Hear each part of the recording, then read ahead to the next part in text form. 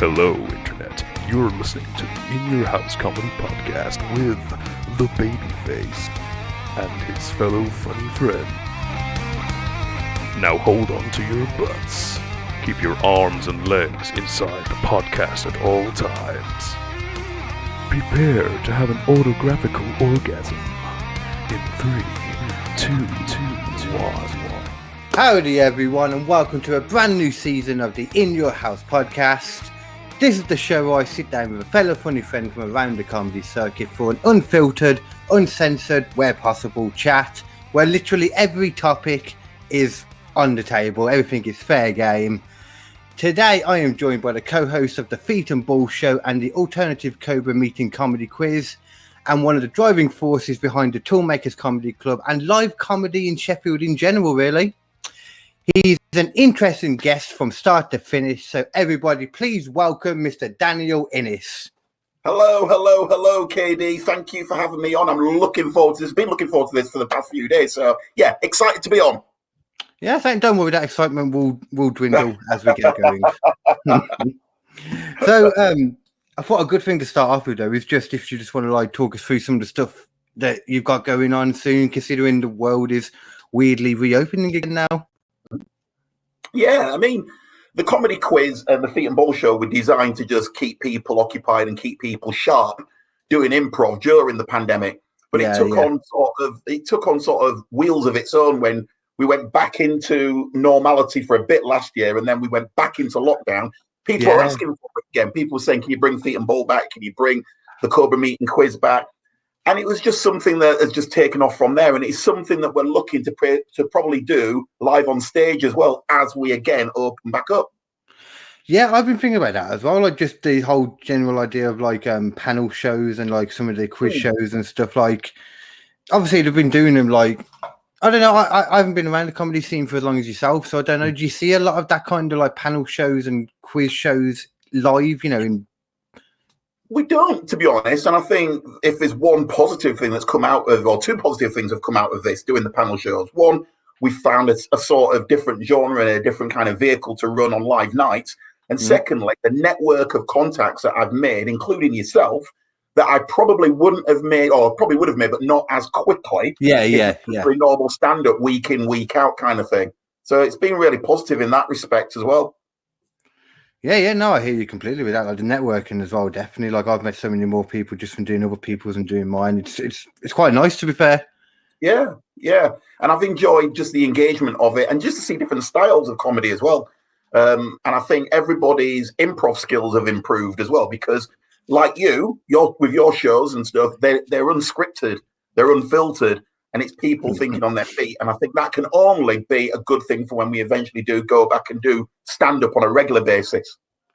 Yeah, and at the same time, doing the uncensored stuff and all that, doing it on a podcast is good too when we record it, because we can cut out the bits when we say something we shouldn't say, which is good too, because it happens. It does, fortunately or unfortunately. Yeah, it does. Yeah. But so I can imagine with the Feet and Ball stuff at the moment then, because it's Euro at the moment, isn't it? You know me, I'm not that big of a football person.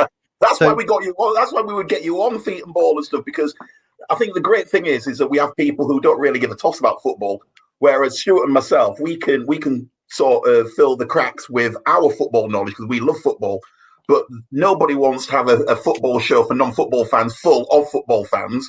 So it's nice to have you or people that don't really give two hoots about the game, because we do divert off it anyway. Yeah, well, it's weird. It works really well because it's when I was thinking about that, it made me come back to thinking about Top Gear when you guys were telling me the premise of your show, and then I was thinking about Top Gear. I always used to watch Top Gear, but I don't give a crap about cars, but I always watch Top Gear still. Yeah, exactly.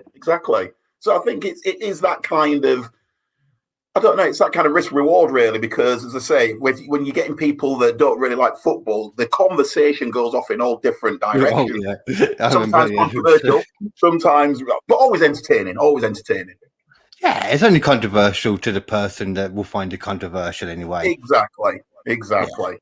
So that's good. It's good in that respect.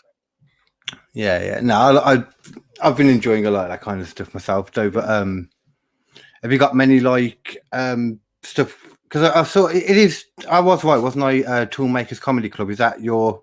That is my sort of business comedy partners, Ollie. But I get involved with it in terms of if he wants comedians. Obviously, I've seen and he hasn't. He would value my opinion on it, and I always support it. And I was the first one to headline there, so I've got a soft spot for it. So it's one of those that really means a lot to me. Have you been doing much already? Like, because we're like, so as of recording on the 7th of June, this will only be out in a few days anyway. But have you had a chance to do many gigs and stuff yet? I haven't. I'm doing my first one is where I'm actually emceeing one of my nights. But the reason I've been quite specific to not do as many is because all being well, fingers crossed, July the 19th, I will be going on holiday. So I didn't want to go and get anything done before that. But when I come back, August, September, October, really, really busy. That's smart, to be fair, though. It's like, I'm guessing you don't want to be starting up and then have to take a gap because it's like working out, isn't it? You don't want to, if you know you're not going to be able to work out for like a few weeks or something, it's like, well, exactly. Now. Yeah. And now was I right in remembering Barbados? Yes, I'm going to sunny Barbados for my birthday with my other half. My mum's coming along. Cool. And my other half's daughter's coming along as well, and a friend of ours as well. So there's like 5 of us going, and we're going for 3 weeks. So I'm hoping that I can get some really good stories that I can actually use as comedy material for when I come back. I'm pretty sure you can, man. Like even just looking, because I imagine you've been on holiday to like different places before all of this. I've been fortunate. I've been to a few different places. My parents are from Barbados, so it's the homeland, so to speak. So I've been fortunate enough to have been 4 times. This will be my 5th. But my other half, she's never been, so it's going to be a nice experience for all concerned. Yeah, and like with the material as well, I'm sure you probably notice a lot of random stuff like the differences in travel and all that at the moment. I mean, I imagine it's got to be. I don't know what the situation is like in Barbados at the moment, like with all the COVID. We're not going to talk too much about COVID, just to clarify, at all. But okay, that's fine. That's fine. I don't know what's it like over there. Like, what's the stuff? The situation is that they're vaccinating a lot of getting through a lot of the Bayesian public. Currently, it's amber to us, so it would mean that we can still travel, but when we come back, we'll have to self-isolate for 10 days at home rather than in some hotel. It's a small price to pay, and we're just hoping, I don't know, we're all sort of glass half full people, so we're all hoping that by the time we get to Barbados or during the time in Barbados, it changes to green, in which case that changes the landscape again coming back. They're doing all right. They're doing all right, but we'll see. We'll see. Yeah, it's one of them. You never really know at the moment. But, I mean, everything from our side seems to be going... I've had this discussion a lot with people. Everything from our side seems to be going pretty well. I mean, there's a chance that the things might get pushed back, I think, at the end of June. But only if they need to be. And I don't think it will be for too long, if so. And probably, if it needs to, whatever. Yeah, we have to do what we have to do. And I just think... whatever happens, I think we do have to try and keep some form of normality. I don't think a lockdown in terms of locking the country down will do any favours to anybody, especially people's mental health and the economy. Exactly. We've already learned that, and I get the concept of why that was the reaction to do that in the end anyway. But it never works. But with the whole vaccine program in that, it seems to be working at the moment. Yeah, it does. It seems to be. I mean, without getting too political, I'm not a Tory, I'm not a Boris fan, but I think the one thing, that he can actually dine out on for the next few years is the rollout. Obviously, let's not mention the 150 things he's done wrong, but the one thing that he's done really. We don't need to. We haven't got time in the show. But I think the one thing is the vaccine rollout that has been administered pretty well, in all honesty. So yeah. How do you feel about I don't know if have you seen much of like the because originally there was a whole, it was like definitely that it was a natural virus, and to say that it was like a lab leak or something was seen as like a kind of fringe thing to say, like a conspiracy thing. Have you seen a lot of the evidence that's been coming out, a lot of the new news and stuff now regarding all that? A little bit but I, to be honest with you, Kd, I've never been one for conspiracy theories anyway, and I just think, look, it is what it is. But from the theories that I had read about and seen last year, I just think, well, I don't know. I think some people are barking mad, really. But there you go. Yeah, of course. Yeah. Definitely. Yeah. But that's the thing that I think with this, that's people hear that stuff and they naturally think of it as a conspiracy theory, and it's because it was Donald Trump that was the one saying, you know, oh no, it came from I can't do the impression. It came from a lab. It came from all this, you know, and it seems that there's actually a lot of evidence now that just in the mainstream American media, not so much over here, but what was it? There's evidence now that it came from the Wuhan Institute of Virology. There's like all this thing about like that particular institute itself was like had like 7 security leaks in the year before anyway, right? And then in November before it broke properly in the December of 2019, I think it was. In November before, there was like 2 workers from that lab that were hospitalized.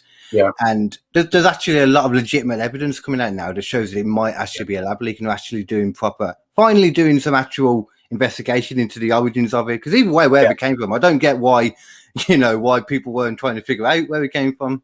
Yeah, exactly. It's strange.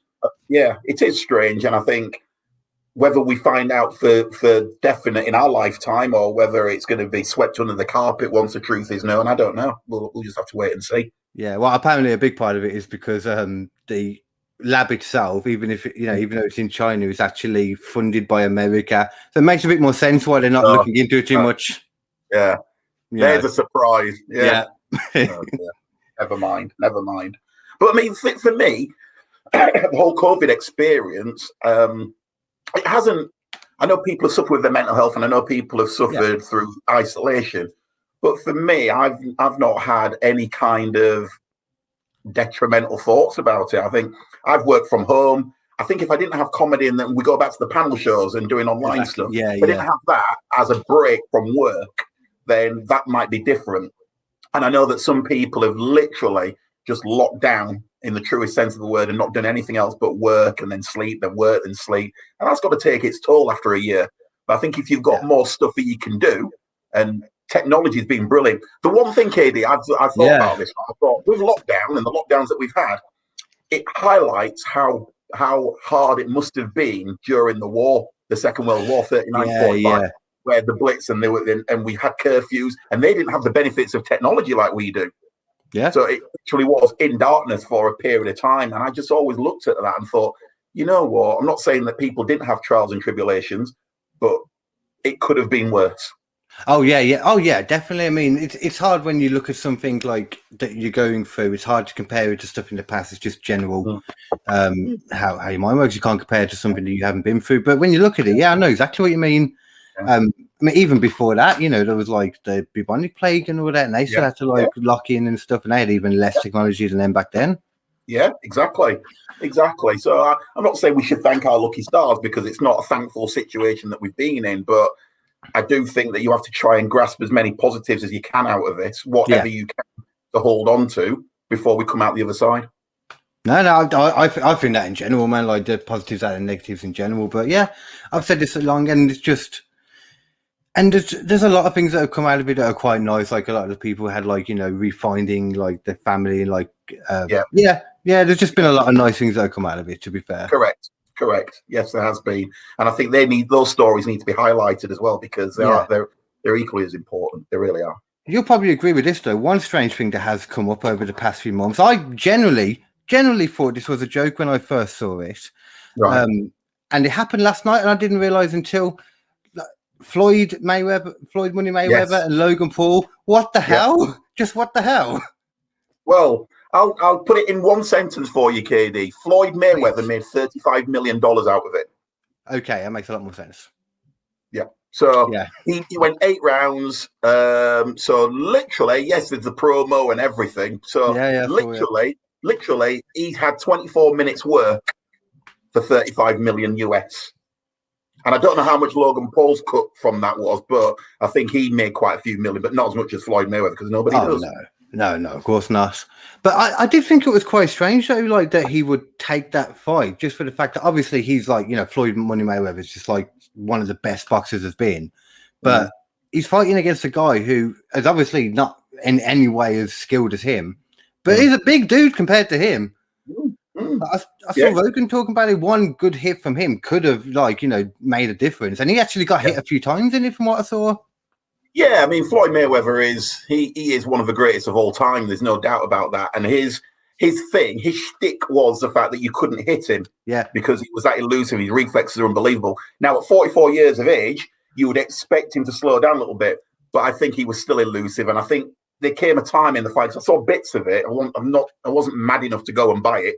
Oh, no. I saw bits of it, but I think once Logan Paul realised that he was in there with someone who was super skilled, I think it was all about survival for him. And fair play to him, he survived.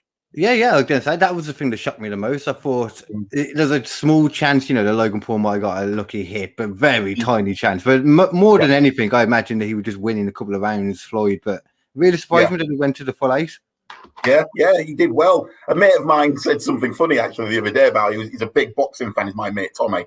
And he said that Logan Paul's only chance of beating Floyd Mayweather was to wear goalkeeping gloves, so at least then he can poke him in the eye with his thumb, kind of thing, and then he just be all discombobulated and what have you. So yeah, there's no chance of him doing anything or doing any damage to Floyd Mayweather. Floyd Mayweather's too slick, too skilled. Yeah, I am right in thinking, I know that because I know Logan Paul was doing some boxing stuff, but he faced KSI, wasn't it? Was the first thing he did, and lost. And lost, yeah, exactly. That's what I was thinking. It's like, why? What makes you think you can't beat KSI, but you can beat Floyd? Yeah, that makes sense. Exactly. KSI put a tweet up after the event, or it might be this morning. Well, it was this morning, saying, "Does that mean I'm the best boxer in the world now?" Now I'm hoping he's saying it tongue in cheek, or I don't know. KSI is KSI, isn't it? So. No, I don't even know. Literally, the only thing I know of KSI and Logan Paul, I only really know who they are because of my children mentioning them, because it's that generation, Yeah. But I think the only thing I saw of KSI was on Great British Bake Off. But that's literally the only time. Yeah. I mean, look, as a YouTuber, and the popularity of that medium is brilliant, and I think a lot of people defending the fight last night or this morning was saying that perhaps Logan Paul and KSI have brought a different generation of people into boxing, watching boxing. Definitely, yeah. But that's the only positive, because I think it's a circus. I think to have Logan Paul and Floyd Mayweather and his brother's even more annoying, Jake Paul. Oh, yeah. He's even more annoying. And Jake Paul has done something very dangerous. He's called out, not arguably, he is the best pound-for-pound fighter at the moment, Canelo Alvarez. And he's called him out. And I'm thinking... Okay. That isn't going to end well for you, Jake. So his brother had the smarts to at least go for someone who's past their prime, but it's just a big name. Yeah. And he's just like, oh no, I'm going to take on the best right now. Yeah, that works. Yeah, exactly. You would question that Jake Paul's probably had too many hits to the head in sparring if he's saying shit like that. But he's the one I always hear being referred to as the bad one out of the two. Anyway, as a sociopath more than anything. Yeah. I haven't seen much of it, but he's not a good guy apparently. No, and I think he's sort of living off this notoriety of that as well, of being the yin to Logan's yang kind of thing. So I just think, just keep quiet. And I think everyone was hoping that Floyd Mayweather would smack Logan Paul around the ring, and then get out the ring and start smacking Jake Paul around. So do a was it Khabib? Yeah. I know. Yeah. Fucking hell. You're right, though. I mean, it is bringing new eyes to it and that, but it is just kind of turning it into a circus a bit, because I think that when they were talking about the tail of the table, previous opponents, they mentioned his exhibition match he had with the Big Show, for God's sake. Yeah. It's like Logan... when he was in the WWE for a bit. Yeah. It's like Logan Paul's one thing. It's supposed to be... I mean, I wouldn't be surprised to learn that it was a bit of a structured fight, hence why he got to the end of it, Yeah. I think you're right. I think you're bang on the money there. I think Floyd Mayweather will only do things that Floyd Mayweather will make money out of. And he is a money machine. He's a great salesman. He's there's no doubt about that. People may not like his ways, because I think last year he bought his son a watch for $4 million, and his son's something like 2. What? So it's like, because he's mad for watches, is Floyd Mayweather. He's got 800,000 watches or something ridiculous. Well, mate, you've only got 2 wrists. Yeah. And I'm just thinking, what's all that about? There's not 400,000 days left in his life, I don't think. Yeah, this guy, it's just weird. But as I say, he does it because he can. Yeah. I've never understood watches in general. I've never been a watch wearing person. As soon as they develop phones with time on them, I don't understand why people wear watches anymore. I like that logic though, KD. It's just true. Well, I've got my old faithful one on here, so I don't mind them. I don't mind them. But I had an interesting time actually. A couple of years ago, I used to wear a bigger watch than this in terms of bigger watch face. Yeah. And it was back in the days where I was going into a club and the music was blaring out, and it was just a brilliant night. And I went to the loo. So I went to the urinal, and there was a guy next to me in the next urinal. He kept looking down next to me.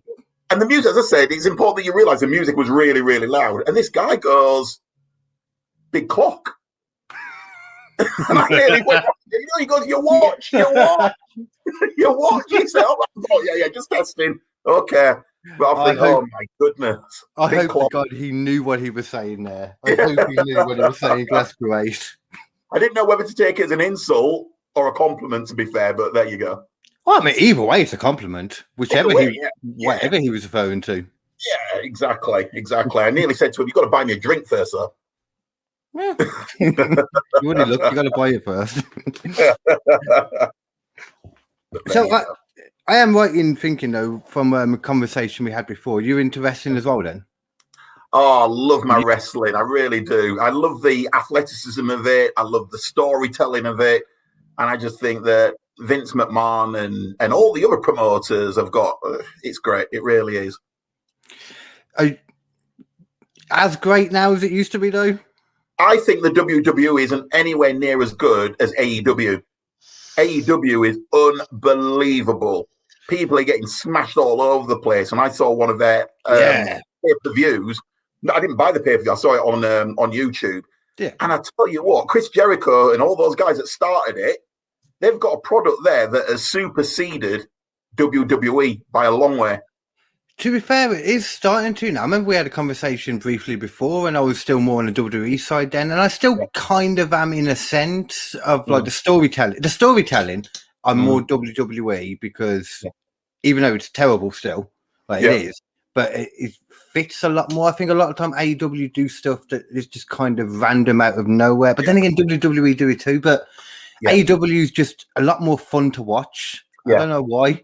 But I find myself always gravitating to AEW now, so I realise I must prefer AEW. Just in my head, I'm like, no, WWE still, you know. Yeah, I think there's more creativity in the AEW matches, but I think WWE have sort of stayed still a little bit because they've got all the old reliable matches, Hell in a Cell, the Lumberjack matches. They've got all of these that they've pinned their hopes and made a lot of money through the PPVs of them.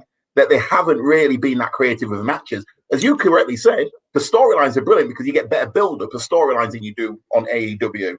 There is a better build-up. But let me ask you, let me throw this to you. Favorite WWE wrestler and favorite finishing maneuver? Current. And of all time, you can do one current and one in the past or whatever you prefer. You know what? Current WWE, I'm really surprised that I think this, but I do, and I'm not even ashamed of it anymore. Roman Reigns is probably my favorite right now. Him as a heel, as a bad guy, is so good. Yeah. Everything about his performance. Apparently, it's written. All this stuff is only written by like him, Paul Heyman, and Vince. So it's not a room full of writers. So it makes a bit more sense why it's, why everything makes more sense. Yeah. But all of that, the storytelling and. I mean, he doesn't even do that much in his matches, but it just works. I just love everything about it. It does. And to say where he's come back from as well, with having cancer, and then coming back and then being so dominant, because as a physical specimen, he still looks $1 million, doesn't he? Oh, yeah, he's a beast. He's a full-on beast, man. And he actually looks like an older guy as well, rather than like a lot of them just look quite young now, which is not a bad thing, but it's hard to be really intimidated by a tiny person, you know. Rey Mysterio's son, for example, he still just looks young. He's got like no muscle to him or anything. And there's a lot of people like that in WWE right now. But, I think him, I love Drew McIntyre, even though he's just become the new Roman Reigns now. I love Sheamus. Sheamus is great. He's really underrated. I'm forgetting someone and it's bothering me. I think of all time, though, I love Daniel Bryan. He's one of my favourite all-time wrestlers. Yeah. Has he left the company now, then? I don't think he's left. Last night he had with Roman Reigns, didn't he? Yeah, I think he'll be coming back, to be honest. And especially because they're talking about partnership with New Japan now, WWE are. Right. And apparently a lot of the driving force behind that is Daniel Bryan wanting to do matches over there. But then apparently AEW are also going for it. So it's a bit all over the place at the moment with that. Yeah, yeah. And what about your favourite finisher? Oh, finisher. Oh, that's a hard one. I was always partial to the ankle lock. I don't know why. Always like the ankle lock. Yeah. I don't know. I also always loved the simple super kick. Shawn Michaels, his super kick. Just simple, but it's great. It's been destroyed now. The RKO as well. I think I love the ones that can pop up out of nowhere. They're my favourite ones. Yeah. How about yourself? No. For everything? Performer-wise, listen, I like old school, so I'm like The Rock and Stone Cold Steve Austin. Yeah. And I just think anyone that can drink beer like Steve Austin still perform, you'll do me, mate. You really will. Oh, you're not going to like to find out that it was all fake beer. Give over. Yeah. Oh, my goodness. KD, spoiler alert. You just got me on your show to tell me this, didn't you? Because you knew I was going to say Stone Cold Steve Austin. That's the only reason I brought it here. Oh, my goodness. No, he's still a hero of mine. So the stunner is still brilliant. Yeah. I do like also, I'm a fan of the old Tombstone Pile Driver as well. Okay, yeah. I think the way that it was delivered by The Undertaker, the build-up and everything to turn them around the way they did, and then to cross the arms over as well was just creative, really creative. And The Undertaker's just one of the best people as well. I should have thought about him as well, to be fair. He is just one of the top guys up there, really. The way he reinvented himself constantly, like... Yeah, the American Badass, and then coming back again as The Undertaker. Yeah. I even like. I think my favorite time with Taker was during the Attitude Era when he was like the cult leader kind of guy. Yes. Yeah. Really like all of that time. Yeah, that was really, really good. Did you ever see the fight, the match between Undertaker and Undertaker? Yeah. The other was so much like him, wasn't it? But it was like only a couple of inches smaller. But then he delivered, I think, to beat him, he delivered some like 2 or 3 Tombstone Pile Drivers, and that was it. Yeah, that was like a proper classic one, wasn't it? Back when he was in his old kind of like funeral home gimmick, more like with the purple gloves and that. When he had Paul Bearer as his manager as well back in the day. Oh yes. He got pile driven a few times, didn't he? Yeah, dude's been. I mean, I know he's dead now, but he got killed so many times in WWE as well, though. He got buried in cement. He got left in a freezer for fuck knows how long. Yeah. I'm sure there are other things I'm not thinking. Yeah. Well, 2 quick points as well. Point number 1. Do you think then that was it Stone Cold Steve Austin that had his neck broken? Wasn't that through a pile driver that went wrong? Yeah. Owen Hart did the pile driver. He told him not to do it, but he just did it anyway, apparently. Yeah. And point number 2, we've forgotten another legend, and I love him to bits, and a lot of it is to do with the fact that he loves Sheffield as well, is Mick Foley. Oh, God, yeah, Mick Foley. I was literally just listening to something about Mick Foley earlier as well. Yeah. Mick Foley, and he did a podcast or documentary about his infamous match against The Rock. And they had agreed that The Rock was only going to give him 1 chair shot because his kids were there in the audience. Yeah. The Rock ended up giving him 4 chair shots to the head. And it was just totally off script kind of thing. I don't know if The Rock just had some kind of brain freeze or brain explosion. But he gave him 4 chair shots when he was only supposed to give him 1. I know, he was like 14, man. Like, because I know it was kind of Mick Foley's fault as well, though, because... he was supposed to give him the first shot in the ring, and he was supposed because he was handcuffed, weren't he? And he was supposed he was supposed to roll out, and he was going to keep hitting him until they got to the top of the ramp, and then we were going to do the finish there or something. But he just never left the ring. He just kept hitting him, and he just stayed in the ring. He should have realised after like 3 or 4 shots, maybe he's a bit concussed or something, and he doesn't realise he needs to get out the ring. Yeah. But God knows what happened there, man. I think a few years later they stopped. Well, I think even to this day they stopped delivering chair shots to the head, haven't they? They're all on the back now, aren't they? On the shoulder.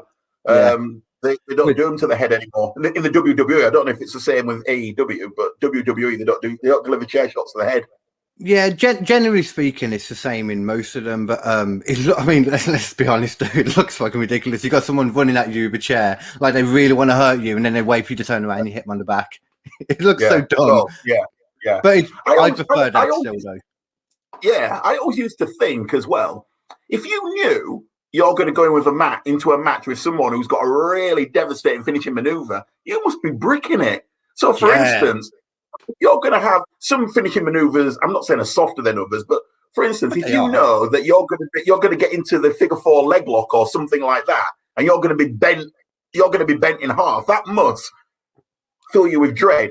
Or if you know that you're going to have to take an RKO or a stunner, and I know that The Rock used to sell the stunner better than anyone else because he used to bounce about 15 feet in the air, didn't he?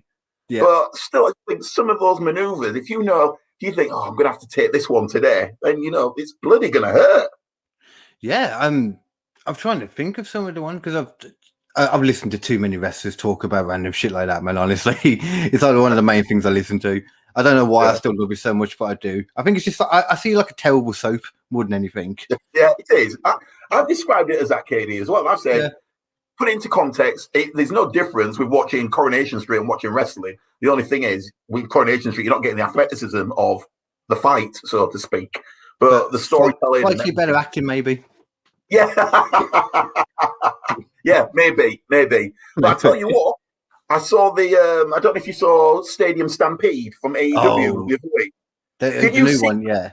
Yeah, did you see the Pinnacle against Chris Jericho's guys? Yeah, in a circle. Some of the Inner Circle, some of the punches, they were taking punches to the head. And I don't know how MJF survived that. Even before that, because apparently the Stadium Stampede, they filmed it over like 3 or 4 days, Because I think a lot of it was because Jericho had a legitimate dislocated elbow. So I was watching it thinking, how are you doing this and managing to survive? But it makes sense finding that after. Yeah. But even like a few months before that, they did something where it was just a random little fight in the back. And you didn't even see most of it. But I think it was the FTR. One of them had like a big chunk out of the back of the head or something. Yeah.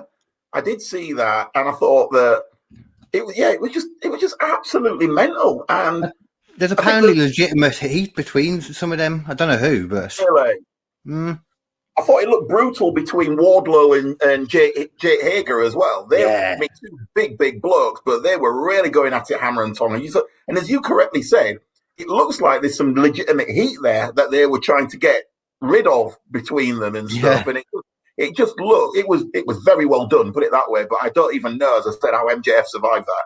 But I think he is the face of wrestling for the next 10, 15 years, personally. Yeah, he definitely should be. I think I heard someone refer, isn't he? Something like that, yeah. I heard someone refer to him as the new Roddy Piper, and it makes sense. He's not the biggest guy, he's not the most athletic, but he's just smart in the ring. Yeah, he's a very good talker. He's very good on the mic, isn't he? Very good on the mic. And I think you liken him to Chris Jericho, who's also very, very good on the mic as well. The Rock. I'm just trying to think of all the really great people that I know. Who's the best on the mic, selling matches and selling their wares, kind of thing. You know what? The only one you haven't mentioned there, which is up there as well, is probably CM Punk for me. I was just about to say CM Punk. He was brilliant on the mic. Yeah, he was by that promo, the pipe bomb one when he was just sat at the top of the ramp as well. So many people got back into wrestling just because of that promo. Legitimately, I knew so many people that got back into it. Yeah, he didn't last very long, but what's he doing now? Punk, he did that weird return. He always said he was never going to return to wrestling, and then he returned to do that backstage program for SmackDown for some reason. Right. But then hasn't done much, and all he's done in regards to wrestling since then is insult WWE, which fair enough, to be honest. Yeah, it's a bad idea for him. I love CM Punk, but at the same time, he's a bit of a bitch. Yeah. He's just a bitch. Moans about everything. It's like, fair enough that, it's not going how you wanted to, but you don't bitch about it. Just deal with it.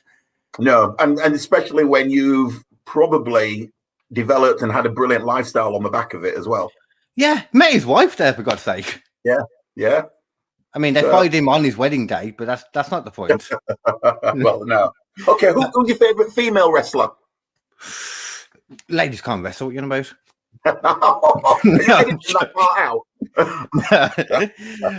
Favorite female wrestler. Best wrestler at the moment, female wise, I'd say either probably Charlotte Flair's the best one, but I think my favorite is Britt Baker. I really like her. You would Britt Baker because she's beaten Hikaru Shida, hasn't she, for the title? Yeah, I don't know why it took him so long to put it on Britt Baker though, because she's just the best in that division in AEW. And she's very good on the mic as well, but actually, ironically, she's very good on the mic. But she's very educated, isn't she? I mean, I think I'd probably go with it. I did like Becky Lynch. I'm a bit off on her now. Yeah. I love Alexa Bliss. Everything about her I love. I don't know about right now. I don't know where they're taking her. I don't understand this whole... I don't know where they're taking her. And you're talking about, I think she's the 5-time women's division champion. And all of a sudden, they've made her go all surreal and weird. Like, I was fine with it all. Like, literally, I've been absolutely fine with everything her and Bray Wyatt have done up until... Did you see WrestleMania with the Jack in the Box thing? No, I didn't, no. It was weird. He was having his match, and then she was there all normal, and then she suddenly popped up in this evil, like... kind of evil princess looking thing, and she had like this crown on it. It was just like pouring black liquid down her face, and I thought it looked really, really freaky. And everyone else was really down. I was like, no, this is really cool. I'm really looking forward to seeing what they do with this the next night on Raw or the week after. Yeah. I'm still waiting now for any continuance of that story. It was about 2 months ago. Fuck knows what they're doing now. She just like, I haven't a clue. She just seems to be on the periphery a little bit, but I think she's got this storyline now with to do with Reginald and stuff, hasn't she? Yeah, Shayna Baszler and stuff. Yeah. That Reginald, he's a bit bendy, isn't he? Fucking crazy, man. You can see that he was. Do you know he's a Cirque du Soleil guy? It makes perfect sense when you see him. That does make sense. Make sense. But I don't know. Go on. No, I was going to say with Reginald, he was actually like, it surprised me because he did all that kind of stuff. But then when he had the match recently with. It was a Shayna actually again, wasn't he? Yeah, he was actually taking bumps, and it surprised me. Some of the, I expected all the jumpy roundy stuff, but then he was actually doing some proper like mat wrestling. He was, doing the pin properly. Didn't they? Yeah. But WWE have this policy that they don't like the male-female kind of matches in the ring where the male has to actually touch the female in an aggressive way. So I don't know why they did that, because unless they just beat Reginald up. It's funny, you're right. They have this whole thing. They don't like doing that kind of stuff, but they keep trying to do it now. Like they did that. They're like Becky Lynch versus. Do you remember that? What's his name? James Ellsworth, the guy without the chin. Oh yes, yeah. I remember. Flipping out. That's going back a bit. He's a creep, man. He's been done for like some next thing, some kid thing, basically. Oh my goodness. Yeah, sending pictures to someone or something like that. Anyway. Yeah. Same thing as the Velveteen Dream. If you remember him, that's where he's gone now. Oh gosh. Have you seen all the people that have been released in general though from wrestling, like WWE over the past like week or two? Who are now free agents? Yeah. But did you see Braun Strowman got fired? Give over. Mm-hmm. He only signed a new contract a year and a bit ago, which he then went public and said, so pleased to have signed my new multi-million-pound contract. Got some great stuff ahead of us. Yeah, I mean, straight up. Like, there was him. I'm trying to remember. There was him, Buddy Murphy, Aleister Black. They're the main ones. Why have they been Lana, Ruby Riott. Right. Yeah. Well, according to them, budgetary reasons. But then when you remember that the last 2 years is the biggest profit they've ever made, it's like, budget in what sense? I don't. But that's why a lot of people think Braun Strowman got fired, because he had like a crazy high contract, because they were signing everyone to huge contracts, weren't they, because of AEW. Yeah. Now suddenly they don't care. Now they're just firing everyone. A lot of people are talking about whether they're getting ready to sell because they're consolidating a lot of like departments in the offices as well. Right. Because isn't Alistair Black's wife is what's she called? Selena Vega. Yeah, that's it. Yeah. Yeah. I don't see her anymore either. But she got fired. She's gone as well. She got fired / refused to. Do you remember there was a whole third party thing where they told people they couldn't have YouTube channels or do Cameo or any of that kind of stuff? Yeah. She was like one of the people that was making the most from her Twitch, I think it was, and she just refused to do it, and they fired her because she refused to get rid of it. But fair enough, really. Saying, aren't they? Yeah, it's such a weird thing to try and get people to do those. Like, if anything, it's going to build up your exposure more for your company as well. Exactly. I've got a feeling that Braun Strowman will probably end up at AEW, though. I think, you know what, actually, considering they got Big Show and Mark Henry now as well, they're two people that were very high on him, so I could imagine it as well. Yeah, I just think then, because again, during the pandemic, him and Drew McIntyre did a lot with, to keep the shows going on. I mean, Drew McIntyre was performing every single week, wasn't he, as champion? So I think they owe him, and I think that they should have owed Braun Strowman as well, because he was there helping out as well. Yeah, it's really strange. I think from what I've heard, the only reason it seems that they let Braun Strowman go was because he managed to get himself such a good contract, like you said, a few years back, and they just don't want to pay that anymore. But it seems, I wouldn't be surprised if he comes back personally. Yeah, maybe so, because Drew McIntyre was fired, wasn't he? Oh, what? Ages ago? 4 years ago, he was fired. He mentions that, doesn't he, as part of his shtick? All the fucking time, Yeah, but now I've come back, I've worked my way up, and that's why I won the title again. They've used it really well, haven't they? They did, but then they kept doing it. Actually, that was okay. Let it dry. Yeah. And then when they also started to push the fact of him and Sheamus being really good mates, which they are legitimately really good mates, but it was every conversation they were talking like the most heartfelt conversation, like, they're just taking a load of ease or something. It's like, calm the fuck down. We get it. Yeah. We understand. I do. I do like Drew McIntyre. I think he's a bit of a freak of nature because he's that big, he's that athletic, he's that quick. He's got it all, hasn't he? He is a badass. He can do things that people like Randy Orton can't do, and people are saying Randy Orton's the best of his generation. Well, I'll tell you what, Drew McIntyre has proved that a big man that can move like a cat is arguably going to be the best of his generation. And even without that stuff as well, and on top of that, you've even his mic work, his confidence more than anything. I could just listen to him talk to anyone because he just seems so comfortable and so confident on the mic. Yeah, he's very, very good. Very good. I don't know whether they're going to give him the title back at Hell in the Cell when he faces Bobby Lashley, or whether they've now got Bobby Lashley as the title holder for the next year or so. Bobby Lashley is one of them people. Like, as soon as I love the Hurt Business, but as soon as he won the title and then went off more just as the Almighty area, like, he's so good.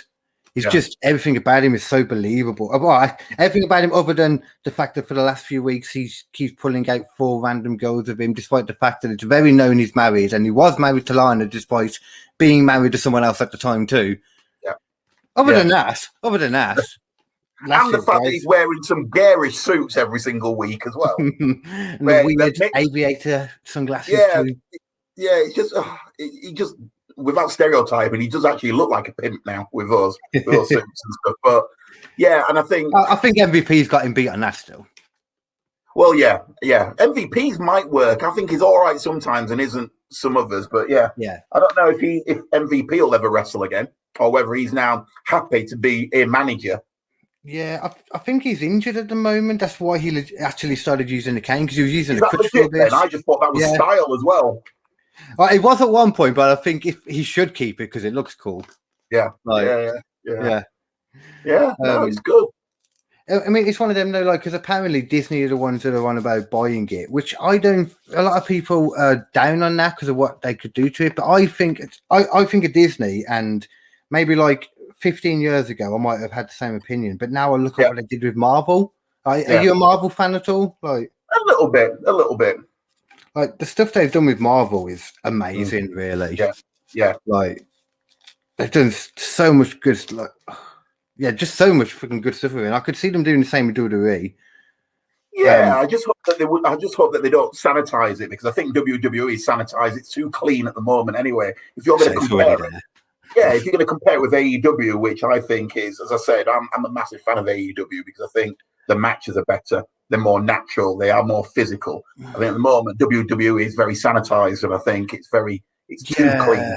Yeah, I think I'd agree with that. I think the only part of what you said I disagree with is like the matches in AEW, I think, are better, more natural, but I do feel like they always go past the point they need to go past, though.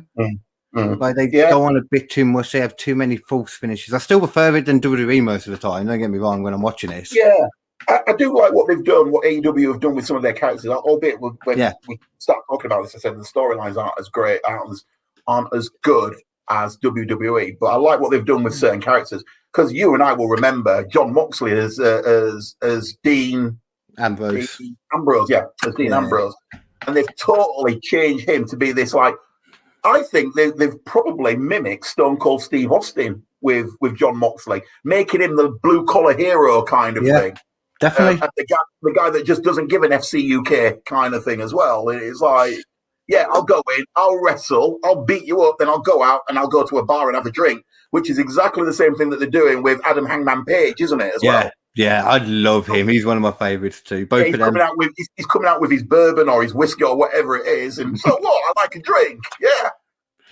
And freaking, I loved like when they had the show the other night. That you mentioned Double or Nothing, because that was the first. I know they did it for Dynamite, but I don't think I paid too much attention to it. As soon as he walked out, because he was on like first with Brian Cage, I think it was. Brian Cage, yeah. The reaction for him was crazy. He is so over.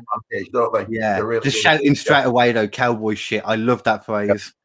Yeah. No, I do like, and I thought it was a really good dynamic when he was tag team partners and champions with Kenny Omega.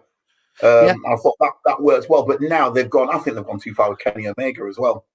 You know what? I used to hate Kenny Omega for ages. I still hate the Young Bucks. I detest watching that. I like Nick hate match. Super kick, KD. That's why. It's what? They've destroyed the super kick. No, that was destroyed way before that one. We're on about. It's just I don't like Matt. Everything about him just doesn't seem natural. But Kenny Omega, I used to dislike him just as much, but now I don't know. I'm starting to appreciate him a lot more.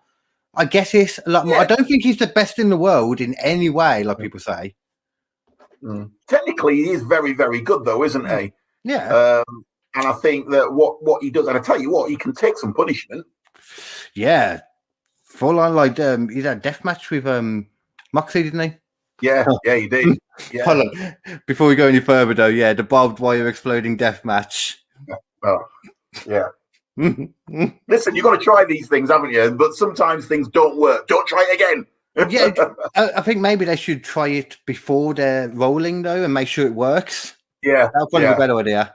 Yeah. That was fucking ridiculous, that was. Yeah. And them trying to sell it in the ring still. Oh. I think the only person that takes more punishment than Kenny Omega, and I think the most punishment out of anyone in any wrestling organization, is Darby Allin. I've never seen again anyone take as much punishment as Darby Allin. Yeah, like Darby Allin is one of my favorites in AEW. But at the same time, I worry. I think as I got to a certain age, and I worry. I think it's when I became a dad. I watch people wrestle, and I just can't help but be a bit worried, and I think they're going to drop on their head. And Darby Allin, my God, that dude does not understand the concept of protecting himself. No. And also when he got thrown down those stone steps by Scorpio Sky, you just think, you know what? I don't even think he had to sell that. I think he went down there and he couldn't stop himself anyway. Yeah. And how he then could wrestle the next week, I worry about him as well, because there's not a lot of him for one. And the punishment that he's taken in all those defenses of the TNT title, you just think, is that going to catch up with you at some point? I mean, it's got to do, man. I mean, it's like the little things as well, though. Like normally when people run out and do like a suicide dive out of the ring or something head first, you'll always notice them slow down when they get to the ropes because they're jumping out head first and there's a metal barrier in front of them. He speeds up. He does not care. And then it's just like Jackass videos as well, don't he? Where he's like recording himself like jumping off shit for no reason. I just think he's either got the highest pain threshold in the world, or he just feels, you know what, he lives and breathes this life, but for his profession, he's going too far. I think the beating he took from Miro was frightening, really, because Miro wasn't messing about in that, and Miro is he is a nasty piece of work, and he comes across as a nasty piece of work, and I just think, goodness, but I worry for Darby Allin. Yeah, I think that's why they get. I don't like to say it, but I can't imagine him not getting properly injured, like, you know, within the next few years or something. I hope it doesn't. But everyone gets fucking injured in AEW, though. Everyone lands on their head constantly. Of course they do. And I just think, how do you come back week after week? Because all of them are active on the roster, isn't it? You don't really get too many breaks with AEW on that roster. No. I just think there's always something going on. One person you should check out, actually, he's not in AEW yet, but he's like the next Orange Cassidy, in my opinion. Just a gimmick that is just so hilarious. It's great. I don't know if you might see him. Have you ever heard of Dan Hausen? No, I haven't heard of him. Oh, he based his character on Conan O'Brien, apparently. I only know this because I randomly saw him talking in like a little fan video of Conan O'Brien and didn't realize till after it was him. But he's always like, "Oh, I am Danhausen, yes, and this is my goodnight Hausen. This is how he talks all the time." And the main thing he does, one of his main things he does, is like, "I take human teeth that I've collected and I put them into my opponent's mouth and kick their mouth because there is no disqualification. Nowhere does it say they cannot have teeth in their mouth because they have their own teeth. Now they have more." I love Danhausen so much. See, I can see how much you love him because he's caused you to freeze as well. I'm sure you'll return.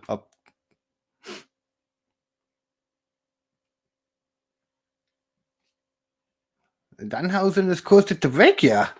Danhausen does this. Danhausen makes this happen many times. In case you can hear me, I'll pop you out and pop you back in, see what happens.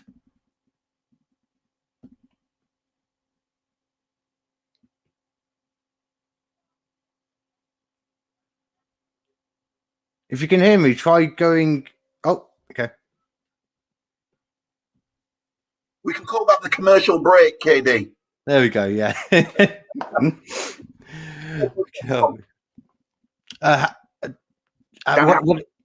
How much did you hear of it? Because I was talking, I didn't realise. I heard up to the point where he said, where you were going into character with him, and then say, "This is Danhausen," so on. So yeah, from there. What Danhausen does is he puts teeth into his opponent's mouth and then kicks their mouth. Because as far as Danhausen is concerned, they already have teeth in their mouth, so you cannot be disqualified for putting more teeth in their mouth. So are AEW looking at signing him up now? Or is he on the independent circuit? No, he's Ring of Honor, I think, at the moment. But I guarantee they're going to want to bring him in at some point because it's just fits their style so well. Because that's why I like the jokiness in it. I don't like the whole having to take it serious all the time, you know. No, because it is entertainment at the end of the day. But random, complete subject change. Yeah. Have you? I know you're not in. Well, this isn't that at all, actually. Have you seen any of? I just want to get your opinion on the UFO videos that have been popping out constantly lately. Have you seen any of these? I haven't seen them, but some comedians were talking to me about them and stuff. And my take on it is there is something out there, I think. But what it is, I don't know. I don't know how realistic these UFO videos are, or how contrived they are, or what. They've most of the videos in question have all been confirmed as legitimate UFO videos by like the Pentagon and stuff. But obviously, people hear that and they think, "Oh, they're confirming aliens." It just means that they have no idea what they are. Mm. But like they do, the majority of them are recorded via like. I always forget what they're called, like the weapon cameras, you know, that kind of thing that shows all the stuff. Yeah. And it just shows them going at ridiculous speeds that we can't match. It shows no plume of like of a combustion engine or exhaust like that, like we use. It flies down. Like there was one of traveled 80,000 feet in less than a second, for example. Oh my goodness. There's been another video come out of like 14 objects surrounding a warship. Yeah. The triangle ones. It's been crazy, like legitimate science behind them as well that explains the fact that like we see these things, we understand the technology behind it, but we just have no way of recreating it. They just don't know where they came from or what they are. Right. So what's your take on it then? Do you believe that there is something out there? I mean, scientifically, it's impossible. It'd be ridiculously unlikely that there wouldn't be aliens out there, you know, because there's literally nothing special about our place in the universe. There's nothing special about it. We've seen stars with planets that have similar, you know, what do you call it? You know, similar build and like similar kind of atmosphere and all that kind of stuff. We already know planets like that already. So it's like that's just a tiny portion of what we can see. So to think that there's nothing out there would be crazy to me. But at the same time, to assume that there's definitely aliens in there is a bit silly. Yeah. Because I mean, if it's, in my opinion, if it's from another world, another civilization of whatever, then it's most likely a drone like we would send, you know, because it just makes sense. Why would you fly over there? You'd send a drone like we do to Mars and that. Exactly. Yeah. But it's definitely something though. It can't, it's like, it's been picked up by more mainstream media now. Like it's weird how much traction it's getting. Yeah. Yeah. Well, we'll have to see. I mean, obviously the more of those videos are posted, the more people will probably believe. So but there's a Pentagon report coming out. It was supposed to be coming out at the beginning of June, but it's coming out at the end of June now. That's just supposed to be reporting on everything that they know about it. But from what I've heard, though, apparently the report itself just says what you would imagine it would say, really. We can't say it is aliens, but we can't say it's not aliens. Basically, we don't know what it is. Like, well, obviously. Yeah. Like, you don't need a report to say that. It's quite freaking obvious that you wouldn't know what it is. Yeah. Apparently, the only thing the report says is that they're pretty sure it's not like Chinese tech or some other country, you know, some opposing power. They've confirmed that they don't think it is that.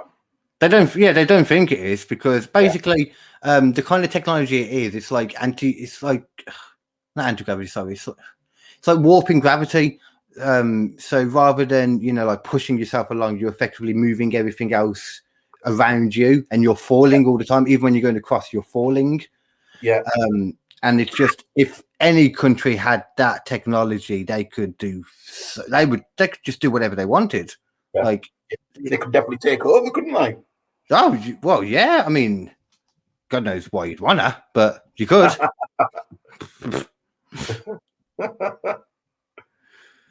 Yeah, it's just really interesting. But at the same time, it's like I find it quite interesting as well how skeptical people are about it, or just not really comfortably talking about it because it's still seen as a very fringe thing, a conspiracy thing. You hear it, and it's imagined to be like a crazy person thing because most people that talk about it, most of the stories are fucking crazy. Yeah. They are. They're a bit, if you pardon the pun, a bit out there, aren't they? So and I think people tend to not want to believe something that isn't believable. Yeah, or not believable in the sense of like the normal way of thinking. Yeah. I forget actually. Do you have children? Not that I know of. Good answer. You're not related to Jeremy Kyle. I'm not going to have to take some lie detector test on here, am I? It's in the post. Right, I was going to say, because I'll just go all shaggy on you. It wasn't me.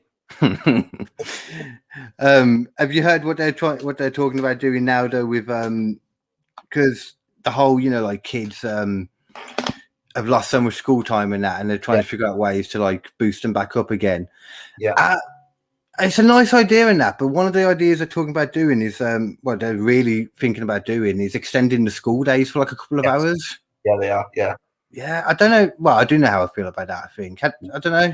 Do you have any feelings towards it? Like, well, my missus' daughter, so I call her my stepdaughter, but she's actually at sixth form now, so she's just gone over that time. Yeah. But if it was about her, and I'm looking at it from a totally individualistic point of view, then I would say help those kids that need the help. That doesn't mean one size fits all. Yeah. So if those kids are lacking or need that extra help, give them that extra help. but don't make it a blanket thing. Because I think obviously people learn at different rates. Kids have got different abilities, but I don't think there's a need for everybody in school to do that. Just help those that need help, and if they need help, give them that extra time and support. Yeah. And I mean, you'd like to think that kind of thing will be there as well. I mean, I hope so. I hadn't thought about that in that sense, yeah. But I just think it's also very mean on kids, like to expect them to stay for a few hours later, like every day. I don't know about you. I remember being in school, and it felt like a long time, like half three or whatever. Yeah. Like I can't imagine those extra 2 hours. Much would be done anyway. You'd also think that kids' concentration spans, probably that extra couple of hours when they are flagging, is that detrimental or is that a positive thing? And again, I guess it depends on the kid. It depends on the individual. But I would say that, when I was at school, it was like come 2-3 o'clock, especially if you have nice weather. The last thing you want to be doing is being cooped up in a classroom. You want to be out with your mates and stuff. And you want to be playing football or cricket or doing something different. So, which arguably, they haven't been able to do that either. So why should they not be able to do that now? Like, it just seems very mean to me. I get it. The concept of, like why they think a few extra hours would help, and it could help, like I said, for some people. But I imagine the attention for most people would just be gone. Yeah. I know my kids, for example, their attentions are terrible, and they would not. An extra 2 hours would not work. Yeah, it wouldn't be beneficial. No. Unless it was PE. Yeah, I think those teachers and those responsible for the kids during the day need to know their audience, need to know their kids there that it will benefit, and those that it won't. And those that it won't, if they need help, they're going to have to find another way. Is my opinion, for what it's worth. No, I think I agree, to be honest with you. It's just a very strange thing to me from like... But it's better than, I suppose, the alternative of them not giving a shit, I guess. Yeah. To be fair. I mean, it's better to have an idea than to not have an idea. That doesn't mean to say that every idea is right, but if they're trying something, say they are giving a shit, then that has got to be a good thing. It probably just needs tweaking, that's all. Yeah. But, we've got Boris in charge, so I'm sure it will be perfectly run. Don't get me on that one. I was about to say though. I was about to say for a second that I don't mind Boris that much, but at the same time, I don't really know a lot about like the Labour side of things or the Tory side of things. I get really bothered by this separate like. I don't even know if it's the same like over here as it is in America, but like the whole left and the right side. I've never understood that concept about why like. I found it strange when I was talking about this that you say, you should never always just lean one way because that's not how most situations work. And then being referred to as a centrist, I find it strange that there's a word out there or a label, to explain someone who just thinks maybe we should look at both sides and depending on the situation. Yeah. But then again, I don't know what both sides do either. That's the thing. I don't know if I could be saying something terrible there. That's the thing. Like, well, the thing is, I'm into my politics, and I am a member of the Labour Party. But I don't think that, as an alternative, the Labour Party is great at the moment. I don't think so. And I'm not saying that means that we should keep the Tories in, but I do think that Labour needs to improve, and I think that Sir Keir Starmer has to listen to the party as well as the people, because otherwise. What's the good? What good is there having a rubbish government if you've got a weak opposition? And I think the opposition is weak at the moment, unfortunately. Yeah, I mean that's the thing as well. Though, like, there's all these other parties too, but it is literally always pretty much just the Labour and the Tories, isn't it? Yeah, that's because of our system, first past the post. And if you had proportional representation, like some people that I don't like have proposed, then you would get an even split. But I think the danger with that, what people think, is that if you have proportional representation, then you're going to get a lot of right-wing parties being represented in the Commons. So people like UKIP and maybe the EDL would have more clout about policy in Parliament if you had proportional representation. Oh, okay, yeah, okay, that makes a lot more sense. So is that where the right wing stuff goes and more towards those people? Yeah. Those are right wing Okay. parties. So if you have proportional representation, so for instance, if you had in Sheffield, in terms of votes, and then the EDL had run here, and if you're looking at votes in itself, and you're looking at their policies, and people will vote for them, potentially they could have a seat in Parliament, but not have ultimate power. But they would be able to be part of any kind of legislation. They would be able to vote on legislation. They'd be able to canvass other individuals in the Commons, and it just opens a can of worms. So that's why I don't think our party political system will change anytime soon. As you say, it's dominated by two parties. Yeah. But so what is it that's in place then at the moment? Because I'm interested in all this. I'm just really done with it all, in all honesty. What is it that's in place at the moment then to keep like certain parties out and stuff? Like, how do they, like decide on that? Or we have first past the post. So around the country, you have the two big parties, the Conservatives and the Labour Party, can basically have a candidate in every single constituency, because they've got the money, they've got the coverage, they've got the PR, they've got everything that allows that. So you get like the Greens, who then have to actually cherry pick where they go, because it costs money to get a candidate up front, and you can lose that candidate if you don't get you can lose that money if you don't get a certain amount of votes. That money doesn't come back to the party or anything if you don't get a certain amount of votes. So that's why you get a lot of these, and the Lib Dems are powerful enough, or they were powerful enough to have representation in most constituencies as well. But the smaller parties can't afford to do it. They haven't got the clout of the Conservatives, who have got some very rich benefactors that are actually giving them money to be able to have these candidates. And same with Labour. Labour aren't as wealthy as the Conservatives, but I tell you what, they've got some money coming into the party through trade unions, through individual donors as well. And that helps them to have the coverage all over England, Scotland, Ireland, and Wales that perhaps the Greens or a lot of the minority parties can't have. So is that like the system they said, and essentially it's just like the more money you have, you can get someone in each thing? Yeah, it does help, because then you've got more coverage to be able to get potentially more seats in the Commons and have more influence. Whereas if you haven't got that kind of money or that kind of wealth or that kind of backing, you can't have representation here, there, and everywhere. You have to be a little bit more selective, a little bit more circumspect with where you actually have your candidates. And that's the danger, isn't it? Because two parties, that kind of money and wealth to be able to basically outgun the minority party. Yeah, that doesn't seem good, to be fair. That seems bad more than anything. It does seem bad. But it really does. Yeah, and I think the Lib Dems and Nigel Farage, when he was in charge of UKIP, have campaigned for a while for what they call proportional representation. So the amount of votes that you get in an area will then allow you to actually have more of a say in the Commons, without actually being able to have loads of candidates all over the place.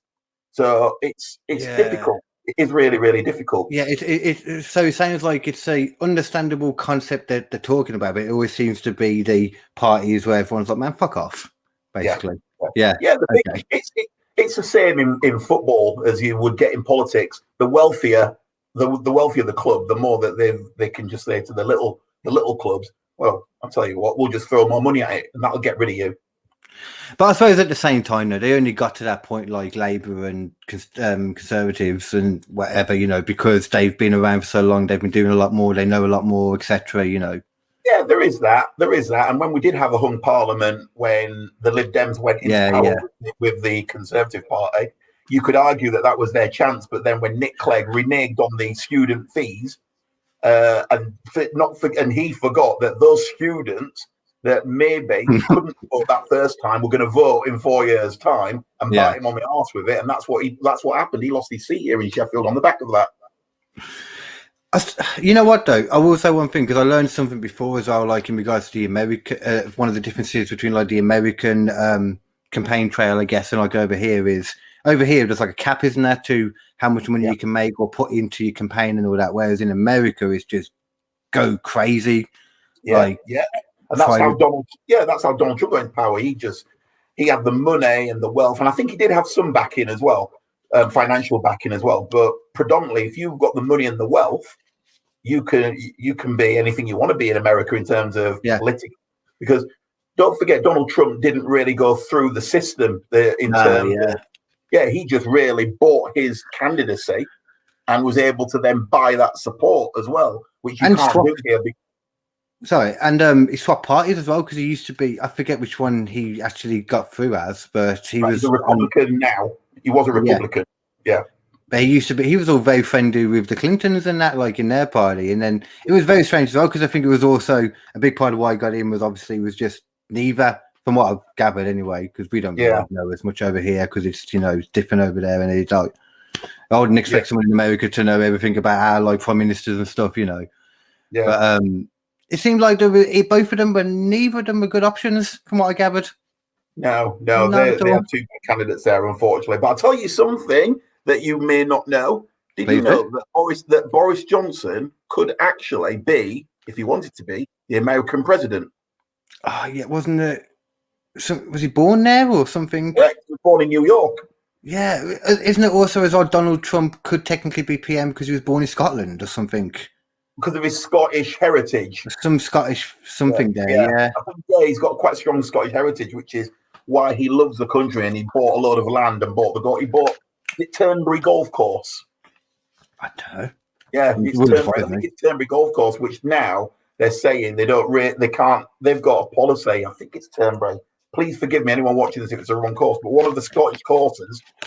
I can't imagine any of my viewers having much of an opinion on a golf course, to be honest with you. That's the sexism. That's why I was going to say. Golf is a great game, KD. What's wrong with you? Oh, you know what? I would generally play golf. Like I love any kind of thing where you can just chill. Any sport where you can chill and talk at the same time too. Chill and talk. Yeah, I say that was just my like beer drinking or bud smoking ideas coming in. But at the same time, I do love actual sports too. So kind of ignore what I said, actually. It makes no sense. No, it's good. It's a good game. It's golf. Did you actually play much then? Badly. Okay. Badly. But I like the concept of it, and I think the skill levels are brilliant. But I like all sports. I'm a sports buff. Weirdly, I've spent loads of time in a golf course. Never once actually played golf properly. But just used to, golf course. Just used to chill in the golf course. I don't know. There was on the way from my school to mine, where all of us used to go. There was just a big golf course there, and for some reason we used to just go and chill in there. Which course was it? Was it a famous one? No. Well, no. I can't imagine. Famous for the wrong reasons, maybe. It was Coxmore's. Oh, okay. Crappy, like one down in Birmingham. Hence why we were able to walk in on it and no one would stop us. Right. Yeah. Oh, that's fair enough. I was going to say something about golf then again. What was I going to say then? Oh, ignore it. Fuck knows. Yeah, I did find it, going back to the other thing though, before we finish, like, I did find it hilarious at one point. You had literally Donald Trump and Boris Johnson as the two world leaders, essentially like Britain and America. Such a weird fucking thing. You never would have looked at that even 5 years ago before it, and thought they would be the people in power. I know. I think people were there was a lot of gags going around when they first got into power at the same time. And one of the gags was they can't wait to see when Donald Trump comes over to Britain, comes out of number 10 with Boris Johnson, and see who you get a gust of wind, see whose hair went up the highest. Yeah. I will say one thing for Boris though, in that sense too. He at least leans into it. He knows his image. I saw something from probably I say 5 years ago now. I think that's just my general reference. But when he was the mayor of London, I think his hair was a lot less crazy than it is now. Yeah. It got really crazy during the pandemic though, because obviously he couldn't get his hair cut. And then he just looked like a mad scientist, didn't he? It was just Yeah. I think you know what it is. I keep referring to Boris Johnson that I like him and that, but I forget that he's not just a cartoon character for our enjoyment. He's actually supposed to be running the country. I forget that part. Yeah, I know, and I think he forgets that part sometimes as well. But what can you do? He's in a privileged position to make a difference, and whether he's made a difference or not, I don't know what his legacy will be. Actually, I think his legacy may well be the fact that he led everyone through this pandemic. Whether he did it badly or well, that's down to interpretation. Yeah, I mean, it's probably like we were saying at the beginning, the vaccine rollout probably more than anything. Yeah, I think so. I think so as well. I think he's. I don't know. I mean, like him or love him, it was a difficult job. I challenge anyone very much so, to say they could have done it any better. But I think there were mistakes that he made that were that could have been done better. Yeah, definitely. I've said this a lot as well. Like, you know, fair enough. Like every country has made a lot of mistakes of it, and Boris has made loads of mistakes too. But it's something at the same time that no one saw coming. No, exactly. Yeah, no one saw this coming, and it's like it's going to be one of those times, like, you know, that's looked at like the World War II and stuff, World War One. You know, just a big time in human history.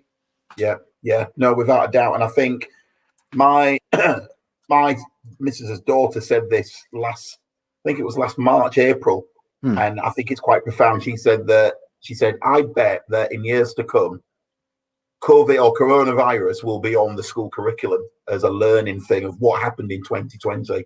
Just like you've had certain events over the years that have ended up on the school curriculum.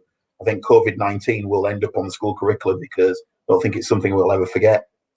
Yeah, definitely. 100%. I mean, not even just in history, just in general. Like, I think it definitely should be anyway. Like, I was trying to think then whether it would be more like history or science, or it feels like it should be more of like I don't know, citizenship. Is that a thing still? I remember I used to do that when it was like current events and all that kind of stuff, you know? Well, I think if you're going to put it on the syllabus down the line, if you're going to put it on down the line 6, 7, 8 years down the line, I guess it does go into history, doesn't it? There is, as you said, there is some science behind it as well. But I think, I just got a feeling it's going to have a place in our lives, in our schools for a long time to come. I do think as well there's going to be a lot more coming out about like the origins of it now, because they're actually finally looking into it too. Like we're saying, like, and I forgot before as well, there's like fingerprints in the because there was a Norwegian professor and a Norwegian scientist and a British professor that were doing some research into the virus itself, and they found fingerprints that show basically that it has been manipulated. Right. The main thing is there's a word for it, and it's not genealogy, but it sounds like that. Where basically what it seems they did was what they do in general in all these kind of labs, because this is not like, you know, a rare thing. This happens all over the world. It's just whether it got out of that lab or not. But what they essentially did, it seems, is they would take the virus, and to make it easier to study it, to make it last longer, they would make it more infectious so it would live longer. They could study it, see the effects, and that's what. I mean, have you seen the new one though over in China now? No. Was it the first ever case of a human contracting bird flu or swine flu? Is that the same thing? That one, the H1N03 virus. That bird flu. Yeah, the first person's contracted that over there now.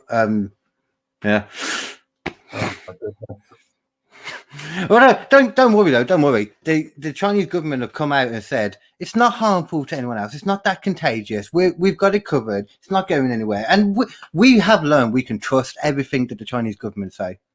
We've learned that. Exactly. I was fortunate enough to, in 2007, I was fortunate enough to go to China. I've been to China.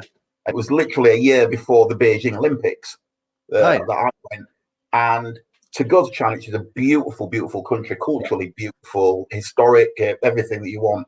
But there is a paranoia there with their citizens that the government are always watching you. And that is because they are always watching you. It's like I was in my hotel room and I was watching something on telly, which was an American program. And the government, if they don't like what you're watching in terms of they think it is detrimental to China or to their regime, they will just like cut your TV off. It'll just be encrypted for a period of time until that is finished, and then they'll put it back on again for you. And then obviously there's certain websites that you can't go on as well whilst in China. It's a different world to live in, to actually living in that environment for a period of time. Oh, it's a proper dictatorship, man. It really is. Like, this is the thing people forget as well when you're talking about this kind of stuff, like with China and that. It's like, yeah, the country is lovely. Like the people, what? There's nothing wrong with them. Like, it's just, you know, it's the government that's the issue. Yeah. Every control, isn't it? Full on control. Yeah, like every literally, it's people say, oh well, just because it's a Chinese government doesn't mean it's from. Just because it's a Chinese company doesn't mean it has anything to do with the government. But no, that literally is what it means. You cannot you can't have any kind of corporation in China without it going through the government. I mean, they've even been doing they've got concentration camps at the moment going on as well. They've been doing genocides. Like, the Chinese government, they're not good people. Yeah, they're just not. They've still got their minds open out there, and I think there's always been a concern about safety measures because they still produce their own coal, so they've got, and they export it as well. But the safety measures that they take for their miners, I mean, is just like I've heard. Yeah, they're just way behind kind of thing. Oh yeah, they've got zero. Like their human was it human rights? That phrase, their human rights over there is just abysmal, man. Well, that's just a non-existent phrase to them, isn't it? Well, yeah. But I suppose our government are caught in between because I don't know what your take is on this. Do we need China in terms of a business partner? But yet we keep beating the drum saying the Chinese need to change their human rights. They need to get more human rights. They need to do this, they need to do that. But I tell you what, we'll just sign a new £10 billion contract for them to export so-and-so, or for them to build a factory here or whatever. So I don't know. It's 6 and 2 threes, really, isn't it? No, I see what you're saying. Yeah, like as a generalization, when people are talking about like people over here or wherever, like talk about the Chinese government, like, you know, needs to stop and do all this, but then our government is then buying loads of stuff after them, giving them loads of money as well. So it's like, and the government say it too, so you can't run them down, but then also support them. Those two things shouldn't go together.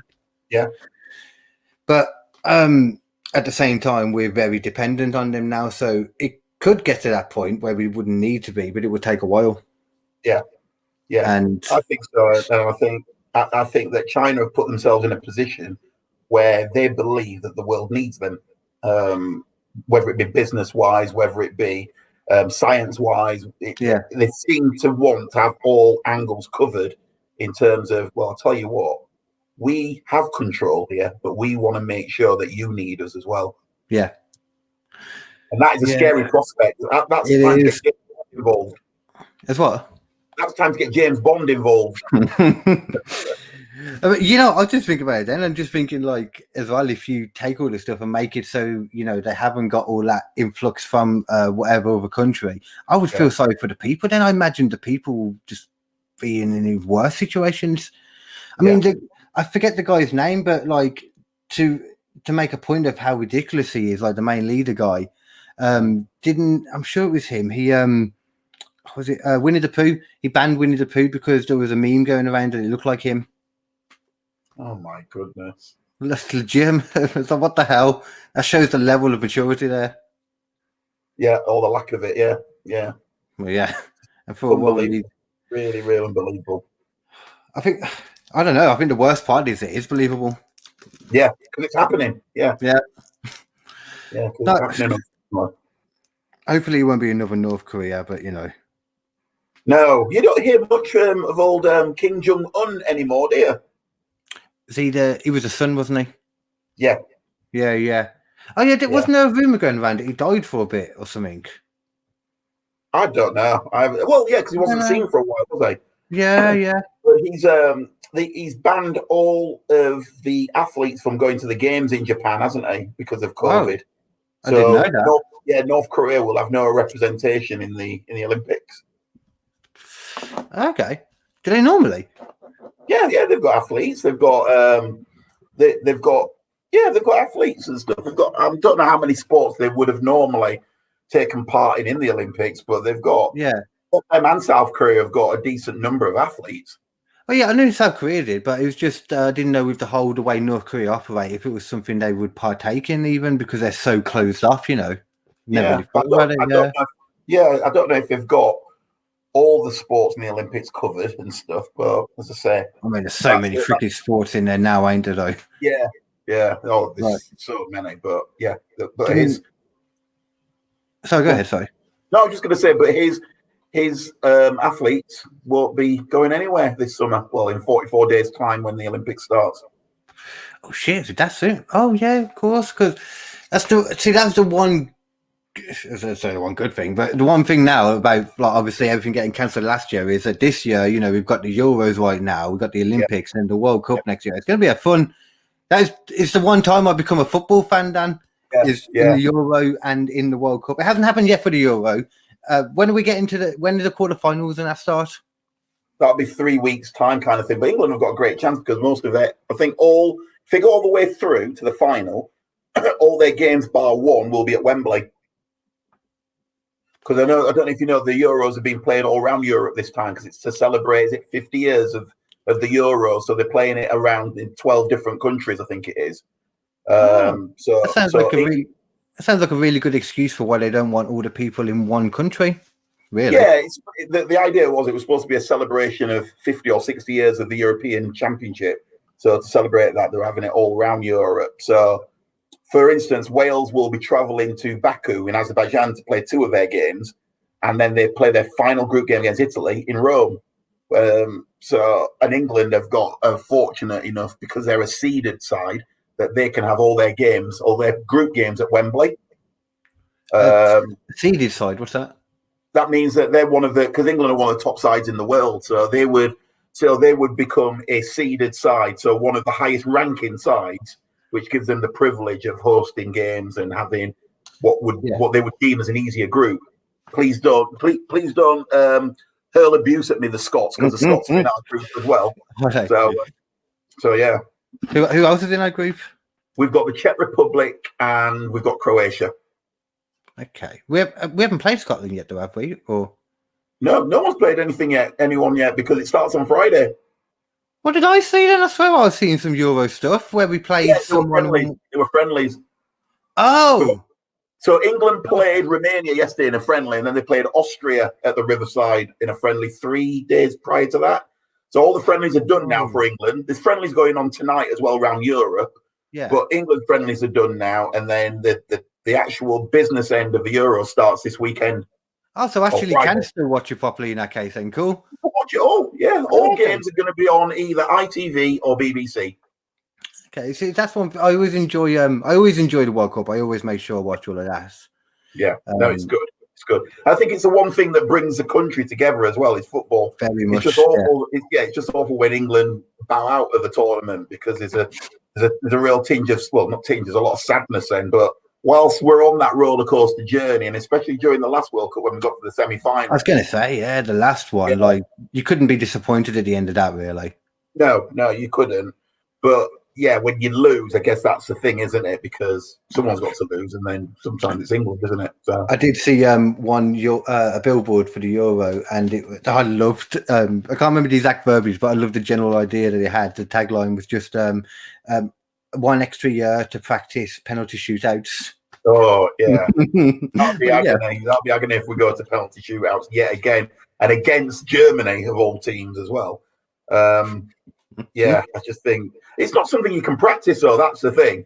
Penalties aren't something you can practice because you can never get the nerves of the actual event. You can practice. Yeah.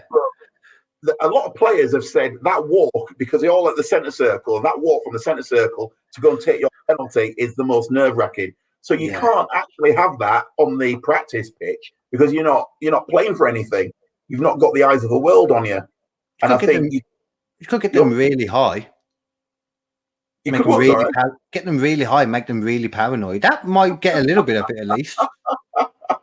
I just think you just can't. You can't have that same feeling of a stadium with 80,000 people, the nation watching you on the practice pitch. You can practice the technique, but if your knees are knocking on the day, kind of thing, you can't practice that. No, I mean that's completely fair. To be honest, it makes perfect sense. Are they going to have like big crowds for all the countries? Do you know? I think we're allowed. Is it 25,000 for the first couple of games at Wembley? But hopefully, if social distancing ends on June the 21st, they're thinking the last game, which I believe is against the Czech Republic, they can have the 90,000 capacity in there. What about with like the other countries though as well? I mean, well, the other countries I think are doing their own thing, and I think some of the countries will have some support in. Some of them will still have empty stadiums, but that's down to the individual countries. Yeah, you know what though? That's probably a big part of how they've decided where to play certain things and what countries to use and places that are like a bit more open, a bit better in regards to that. Yeah, and I think that's fair enough as well. Yeah, completely. Not every country is at the same level of vaccination and transmission rates and so on and so forth. Yeah. So I think, there has to be an element of common sense there in terms of what countries will have fans in and how many fans they'll have as well. I don't think there's any country at the moment that's going to have a full house of fans. I hope not. Although America seemed to be trying to do it lately, like freaking that double or nothing. It was a lot of people in there. Yeah. And I think the WWE have announced, and so has AEW, that they're going to be going back on the road, aren't they, very soon? Yeah. I think AEW doing it first, sometime in June, this month, and Miami and stuff, aren't they? In what, sorry? They're going to Miami and stuff, aren't they, AEW? Because they've been having it all at Jacksonville, haven't they? At Daly's place. Yeah. Yeah. We're in that gym as well for a bit. I didn't understand why they went there for like 3 months when they had an outside amphitheater anyway, with a ring already set up in it. But yeah. But what was I going to say about that then? Oh, about the fans going back to the wrestling. Yeah, it's July. I think it is with WWE, and it's July with WWE. I think it's Hell in a it's not Hell in a Cell. No, Hell in a Cell was before, and then Money in the Bank's the first pay-per-view they're having. Oh, is there? Yeah. So I think that what they're trying to do then is gear everything up to SummerSlam and getting fans in for that, aren't they? Yeah, they're doing the weird thing about SummerSlam. They've announced they're doing it on a Saturday this year, right? And they're planning it to be shorter. They're planning it to end by about 11 o'clock because over the road is because it's in Las Vegas. It's on the same day as the Manny Pacquiao and whoever he's fighting. That fight. Manny Pacquiao fighting Errol Spence, isn't he? That sounds familiar. Yeah. And they're literally over the road from it. So they're like they want to cut it off so that the people can then go for the main event of Manny Pacquiao and that. But it's like all I think is going to happen if that's the case. If people have bought tickets to go to that, I guarantee there's going to be like in the last hour, there's just going to be loads of people leaving. Yeah, it's just the only thing that's going to happen. Yeah, probably. What do you think to this for an idea then? I think that because obviously BT Sport have got the contract for the WWE at the moment over here, haven't they? And I think. Yeah. Sport. So I think why don't I don't know why Sky didn't do this either, but why don't they tease us by giving us one free pay-per-view? And then wouldn't you then think if it's a great show that more people would buy the next pay-per-view? But because pay-per-view is out of reach for a lot of people because they're not giving us those little tidbits. Yes, they're giving us Raw and they're giving us SmackDown. But there's nothing better than the pomp and the ceremony and the glamour of a pay-per-view. And I think that BT could do worse if just by giving us something free. Yeah, like because you know what? Well, let's draw you in. Well, you know what they say, and they say the kickoff show is what that is, but no one watches a kickoff show. It means nothing. The matches are terrible. Just the great thing of it, like if it's a 3-hour pay-per-view, like the actual main show, maybe just the first hour for free. Yeah, maybe, and then encrypt it if you want to do that. But then I just think, you just give us because I'm thinking about myself here, and I'm thinking if I knew there's a pay-per-view for free, I'd watch it. And if the storyline's good and the action is great, I'm buying the next one. Yeah, I'm buying the next one because I know what they're going to be doing. But I guess they won't do it because there's a lot of people that put these pay-per-view matches on YouTube straight after, don't they? Yeah. They get taken off of YouTube quite quickly. But trust me, for someone that has watched wrestling all their life, not saying that I can't remember the last time I paid for a pay-per-view because that would be wrong to say online, but I can't remember the last time I paid for a pay-per-view, Daniel. Really? Oh man, I don't think I would watch anywhere near as much wrestling as I do if I had to pay. Well, no, I wouldn't. The network, actually, I take that back. The network, I've got the network, obviously, but yeah, like AEW. Yeah, that was realizing what I'm admitting to now. I watched Double or Nothing on YouTube. Yeah, all 3 hours of it. Really? Yeah, I watched all of it last Thursday. Oh wow! I didn't. Was it like 3 hours 28 minutes of it? Oh wow! So it was on there for like quite a few days. I imagined that maybe it would have got taken down quickly, but it must have been on there for a while in that case. Then it was on there for a while, yeah. And all I did was put Double or Nothing, and it came up 3 hours 28 minutes. It was great quality as well in terms of the viewing experience. And yeah, all of it, every single match from the Adam Hangman Page, Brian Cage match right through to Stadium Stampede. Oh wow, okay, that's surprising for you two because they're normally on it, especially Tony Khan. He's really on it. Like, yeah. If you ever it was on because the pay-per-view was it a few days before? If I watched it on the Wednesday or the Thursday, it was last weekend, wasn't it? Not weekend, the one before. Sunday, I think it was Sunday they went to, because they used to do Saturdays and they've moved to Sundays now. So you're looking at 4 or 5 days after, and I watched it and it was still on. I don't know if it's still on now, but it was still on when I watched it. I'm just sending you over. I mean, I doubt anyone's would flag it anyway, but just in case, I'm just sending you in the private chat now the website that has like everything on, like literally, as Raw or as the pay-per-views are on, it will upload it bit by bit while it's on still, and then they have the full show afterwards. Yeah, that website is great, man. If you ever need to watch anything and it's not on YouTube, go onto there and it'll be on there. Brilliant. It's the one I always use. Thank you very much for that. And but of course, it's a completely legal website. Of course, I wouldn't. Of course, yeah, that's what we're talking about. Yeah. I just gave you the BT Sport website because I knew you didn't have it. Yeah, I love BT Sport, so thank you for giving me the BT Sport website. Yeah, you're very welcome. You're very welcome, sir. Right then. Before we finish after my man, do you want to just tell everyone any of the stuff you got going on? Throw some plugs out there. Do what you do. Yep. We've got the quiz running for the next couple of weeks, and then we're going to sit down and talk about maybe doing it monthly as things open back up. So the quiz, the Alternative Cobra meeting Friday night quiz is 8 o'clock till roughly 9:15 this Friday. 2 great guests again. Feet and Ball will be this Sunday as normal, 7 o'clock kickoff, 90 minutes of fun and tomfoolery until 8:30. And then gig-wise, we've got the Mill Owners in Sheffield will be back on Monday, July the 5th, and every first Monday thereafter. 9 fantastic comedians from all over the country. We're going to get KD on in the months to come. We'll get him to come up and do his stuff. We've also got the iconic Yellow Arch Studios. Now, this is the real jewel in the crown for us, because just to give you a little bit of potted history about this as well, KD, the Yellow Arch Studios is really famous in Sheffield because it's a recording studio and platform where the likes of Kylie Minogue's recorded, Jarvis Cocker, Ann Pulp, Richard Hawley. We've had some of the greats there recording stuff and albums and material there, but it's never ever had comedy.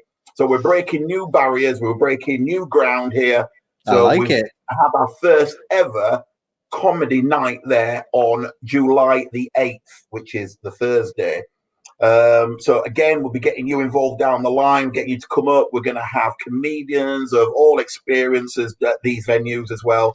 People who just want to jump out the plane without a parachute and give comedy a go, right through the semi-pro and pro guys as well. So it's an exciting time in Sheffield. Ollie will kill me if I don't mention the Toolmakers and Indigo, which Indigo is twice a month. Toolmakers is the first Thursday in every... Is it the first Thursday or the second Thursday in every month? But you can find it all out on the Alternative Cobra Meeting comedy page. Follow me, Daniel Inniss, and I will put all the details and I'll chat to you and invite you to everything going from Royal Ascot to Wimbledon. And send me over all the links and stuff for the things, and I'll put them in the description as well below, that you can see right there. Lovely. Brilliant. Get all that sorted out. And yeah, it's going to be an interesting time. really interesting. Oh, and one more thing. When I get back from Barbados, I've got a lovely paid opening spot in the lovely village of Todmorden, and Tom Binns will be headlining that night as well, doing a set by himself, from himself, but he'll also be doing his character, Ivan Bracklebray. Yes, Tom Binns. Don't know why that made me laugh, just the name then. Yeah, it's just a brilliant name. So he's going to be, Tom Binns famous for going on 8 out of 10 cats and all sorts. He's headlining, I'm opening, so that's September the 2nd. So again, we'll talk about that down the line. Good man. And then, it's just, you know what, it's just, you reminded me then just saying, it's just lovely how live comedy is coming back. It's beautiful, isn't it? It is. It's a beautiful, beautiful thing, and we've missed it. We want it. We want to entertain the public. We want people to have a laugh after these last 15, 16 months of being really, really hard for some people. So everyone just get out, support live comedy, support local comedy, support natural comedy, and you know what? You'll enjoy yourself. I guarantee it. Could not have said that better at all. Well, from everyone at Kd Comedy Inc. as well, then, thank you very much, Daniel, for coming on. Thank you for having me. I've enjoyed it thoroughly. It's always great to catch up with you. Yeah, same. More than welcome back any other time too, and for any of the other random shit we do. But this was In Your House podcast, episode number 27. Haven't got an ending yet, and you know me, I'm not going to bother trying to end it in any particular way. Bye. Bye-bye.